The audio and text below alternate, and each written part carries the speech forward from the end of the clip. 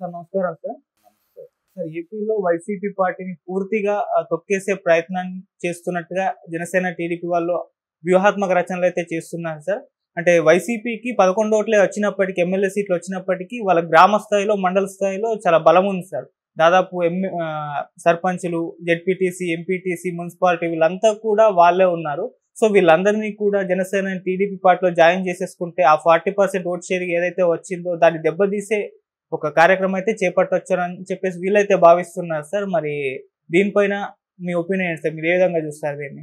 40% vote bank అనేది భయపెడుతోంది. అది గ్రామ స్థాయిలో ఆ పార్టీకి ఉన్నటువంటి నిర్మాణాన్ని దెబ్బ కొడితే ఈ ఓట్ షేర్ పోతుంది అని అనుకుంటున్నారు. కానీ వైసీపీకి జరిగిన నష్టం గ్రామ స్థాయిలో ఆ పార్టీ నిర్మాణం అని ఏదైతే అనుకుంటున్నారో వీళ్ళు ఎంపీటీసీలు అలాగే జెడ్పీటీసీలు వీళ్ళందరూ ఏదో చేశారు అక్కడ అని, అసలు వీళ్ళందరినీ బైపాస్ చేసింది జగన్ ఆలోచన. వీళ్ళందరూ ఉన్నా ఒకటే లేకపోయినా ఒకటే. ఆ 40% ఓట్ షేర్ ఏదైతే ఉందో అది స్ట్రైట్గా జగన్మోహన్ రెడ్డితో లింక్ అయి ఉంది త్రూ వాలంటీర్. ఇప్పుడు గొడవ ఏమిటి? మొత్తం వ్యవస్థల్ని బైపాస్ చేసి పడేసాడు ఆయన అని చెప్పి ఎంపీటీసీలు వీళ్ళందరూ వైసీపీ వాళ్ళే ఓపెన్గా ఏడుస్తున్నారు. వాళ్ళు రాజకీయాల్లోకి వచ్చినటువంటి ప్రతివాడు వార్డు మెంబర్ స్థాయిలో కూడా తన ఇమేజ్ బిల్డ్ చేసుకోవాలి అక్కడ అనుకుంటాడు. ఏ పార్టీ వాడైనా సరే, వాడు కాంగ్రెస్ వాడైనా, తెలుగుదేశం వాడైనా, కమ్యూనిస్ట్ అయినా, లేకపోతే వైఎస్ఆర్సీపీ వాడైనా, వార్డు మెంబర్గా గెలిచిన వాడు తన ఏరియాలో తన ఇమేజ్ పెంచుకునే ప్రయత్నం చేస్తాడు అనివార్యంగా. దానికి అవకాశం కల్పించలేదు జగన్మోహన్ రెడ్డి. నేరుగా తనే వాళ్ళ అకౌంట్లో డబ్బులు వేసి మేట నొక్కే అని చెప్తాడు కదా, ఆయన మేట నొక్కడం ద్వారా ఆ డబ్బులు వేసి ఆ డబ్బులు వాలంటీర్ల ద్వారా అందజేసి తద్వారా ఆయన వాలంటీరు జగన్మోహన్ రెడ్డి తప్ప మధ్యలో ఇంకెవడూ లేడు అనే వాతావరణం తీసుకొచ్చి నిర్మాణాలన్నీ చంపేశాడు ఆయనే స్వయంగా. ఇప్పుడు వీళ్ళందరినీ తీసుకుని ఏం చేస్తారు వీళ్ళు? అంటే వీళ్ళందరినీ పార్టీలో చేర్చేసుకుంటే ప్రజలందరూ మనతో ఉంటారనుకోవడం భ్రమ. ప్రజలు వీళ్ళతో లేరు. వైఎస్ఆర్సీపీకి వచ్చిన 40% ఓటు బ్యాంకు వీళ్ళ ప్రతిభ కాదు అనే విషయాన్ని ముందు గుర్తించాలి. గుర్తించి ఆ 40% ఓటు బ్యాంక్ని క్యాప్చర్ చేయడానికి ఏం చేయాలి అనేది ఆలోచించాలి కూటమి. ఆలోచించి వాళ్ళకి ఏవైతే హామీలు ఇచ్చారో మీరు ఆ హామీల అమలు మీద దృష్టి పెట్టి రెగ్యులర్గా వెళ్ళి వాళ్ళని కలిసి, అయ్యా మేము మీకు చెప్పిన ప్రకారం ఈ డబ్బులు ఇచ్చాం, ఇంకా ఏవైనా కోరికలు ఉన్నాయా మీకు అని అడిగి వాటిని పరిష్కరించడానికి ఇవి మార్గము అని ఒక ఇంటరాక్టివ్ ప్రోగ్రాం, గ్రామ సభలు అని పెట్టే కల్చర్ ఒకటి ఉంది చంద్రబాబుకి. దాన్ని మరింత విస్తృత స్థాయిలో జనం దగ్గరికి, ప్రజల వద్దకు పాలన అనేది కూడా తెలుగుదేశం కార్యక్రమమే. ఎన్టీ రామారావు గారు ఆ కార్యక్రమంలో ఉండగానే చంద్రబాబు గారు వారిని పొడిచారు. కాబట్టి రచ్చబండ అనే కార్యక్రమం వైఎస్ రాజశేఖర రెడ్డి గారు ప్రారంభించిన రోజు ఆయన చనిపోయాడు. ఎన్నికలలో గెలిచిన తర్వాత ఇమ్మీడియట్గా జనం దగ్గరికి వెళ్ళాలనుకున్నాడు రాజశేఖర రెడ్డి. ఎందుకు వెళ్ళాలనుకున్నాడు? గెలిచేసాం కదా అని ఇంట్లో పడుకోవచ్చు. రెండోసారి గెలిచేసాం హ్యాపీగా పడుకోవచ్చు, కానీ పడుకోవాలా. ఆ ఎన్నికల ఫలితాలు భయపెట్టినాయి వైఎస్ని. సీట్ల శాతం తగ్గినాయి. అంటే ఆయన 2004లో గెలిచినన్ని సీట్లు గెలుచుకోలేకపోయాడు 9 ఎన్నికల్లో. 2009 ఎన్నికలకి 2004 ఎన్నికలకి కాంగ్రెస్కి వచ్చిన సీట్ల సంఖ్య తగ్గింది. తగ్గటం వెనకాల జనం ఎక్కడో మనతో డిఫర్ అవుతున్నారు కాబట్టి మనకు అధికారం రాగానే వెళ్ళి వాళ్ళని కలిసి ఆ సమస్యలు సెటిల్ చేయకపోతే భవిష్యత్తులో పార్టీ ఉండదు ఇక్కడ అని అనుకుని వర్షం పడుతున్న హెలికాప్టర్కి బలైపోయాడు. ఆ స్పృహ ఉండాలి నాయకుడికి. అది తెలుగుదేశం వాడైనా, జనసేన వాడైనా, వైసీపీ వాడైనా. అందుకని వాళ్ళు ఏం చేయాలి ఇప్పుడు? ఆ 40% ఓటు బ్యాంకు కుళ్ళగొట్టడానికి ఆయన దగ్గరున్న యంత్రాంగం, ఎంపీటీసీలని, జడ్పీటీసీలని, లేకపోతే గ్రామ సర్పంచుల్ని, వార్డు మెంబర్లని తీసుకొచ్చి తెలుగుదేశంలోనూ, జనసేనలోనూ, బీజేపీలోనూ పడేసుకుంటే పని అయిపోదు. ఇదొక భ్రమ. మంద పెరుగుతుంది తప్ప పని అవ్వదు. వీళ్ళకి ఆ పని కావాలంటే ఆ 40% ఓటు బ్యాంకుని జగన్ వెనకాల సెక్యూర్ అయి ఉన్న ఆ 40% ఓటు బ్యాంకుని చెదరగొట్టాలంటే ఏకైక మార్గం నేరుగా ప్రజలతో మాట్లాడటమే. నేరుగా ప్రజలకు నువ్వు ఏ హామీ అయితే ఇచ్చావో ఆ హామీల అమలుని వాళ్ళకి చూపించి ఇంకా ఏవైనా సమస్యలు ఉంటే మేము పరిష్కరిస్తామని చెప్పాలి. ఒక విచిత్రమైన విషయం ఏమిటంటే మొన్న జరిగినటువంటి ఎన్నికల్లో తెలంగాణలో ఓడిపోయినటువంటి కేసీఆర్, ఏపీలో ఓడిపోయినటువంటి జగన్మోహన్ రెడ్డి వీళ్ళిద్దరూ కూడా పెద్ద పెద్ద అంబేద్కర్ బొమ్మల్ని అక్కడ విజయవాడ పీడబ్ల్యూడి గ్రౌండ్స్లో ఆయన, ఇక్కడ నక్లెస్ రోడ్లో ఈయన ప్రతిష్ఠించారు. ఎక్కడి నుంచి చూసినా మీరు గుంటూరు జిల్లా బార్డర్ నుంచి చూసినా అంబేద్కర్ కనిపిస్తాడు. విజయవాడ పీడబ్ల్యూడి గ్రౌండ్స్లో ప్రతిష్ఠించినటువంటి అంబేద్కరుడు కృష్ణానది అవతల ఒడ్డు నుంచి కూడా కనిపిస్తాడు. ఆ స్థాయిలో అంబేద్కర్కి గౌరవం ఇచ్చినటువంటి ఈ రెండు పార్టీలు ఎందుకు ఓడిపోయినాయి? మెజారిటీ ఓట్ బ్యాంక్ ఏమిటి దేశంలో?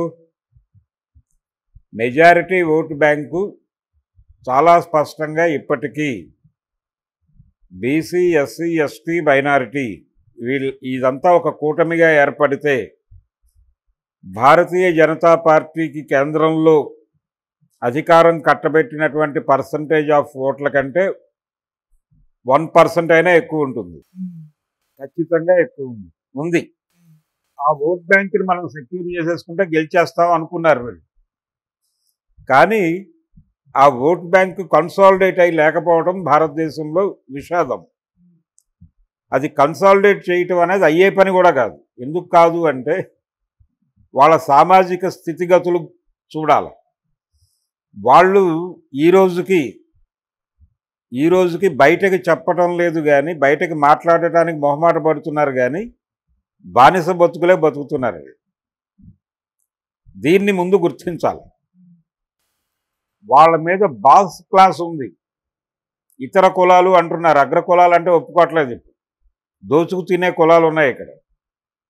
ఈ దోచుకు తినే కులాలు దోచుకు తింటున్నటువంటి వాళ్ళే. వాళ్ళల్లో ఒక 10 మంది ఐఏఎస్ ఉద్యోగులు ఉండొచ్చు, 10 మంది ఐపీఎస్ వాళ్ళు ఉండొచ్చు. వాళ్ళని చూపించి వీళ్ళందరూ అభివృద్ధి చెందిపోయారు అని వాళ్ళకి ఉత్తి పుణ్యానికి రిజర్వేషన్లు ఇస్తున్నారని గొడవ చేసింది. నిన్న మొన్న స్మితా సబర్వాల్ కూడా నోరు పారేసుకుంది. ఇలా ఒక పక్కన వాళ్ళని తొక్కి నారదీస్తూ వాళ్ళల్లో ఐఏఎస్లో, ఐపీఎస్లో 4-5 అయిపోయారని చెప్పి వాళ్ళంతా అభివృద్ధి చెందేశారని చెప్పి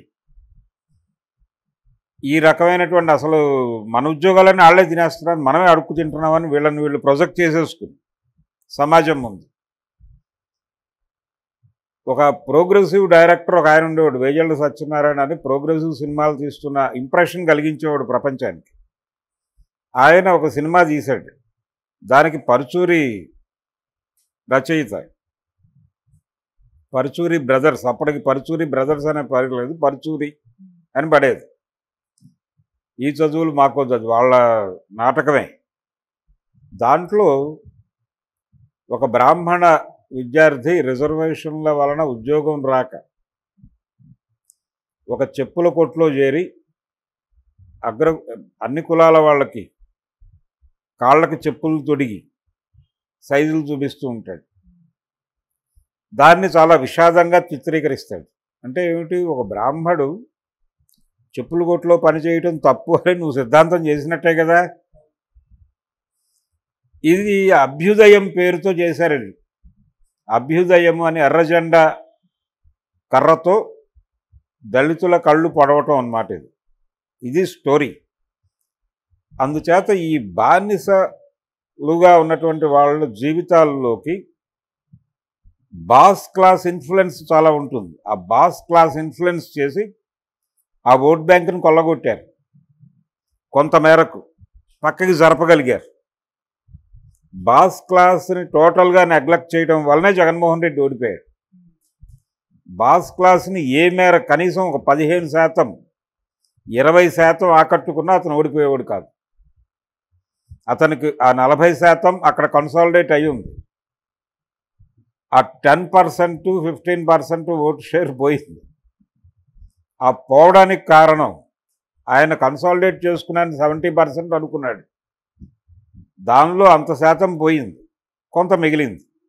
ఆ పోయిన కారణం బాస్ క్లాస్ ఈయనతో లేకపోవడం, మాస్టర్ క్లాస్ ఈయనతో లేకపోవడం.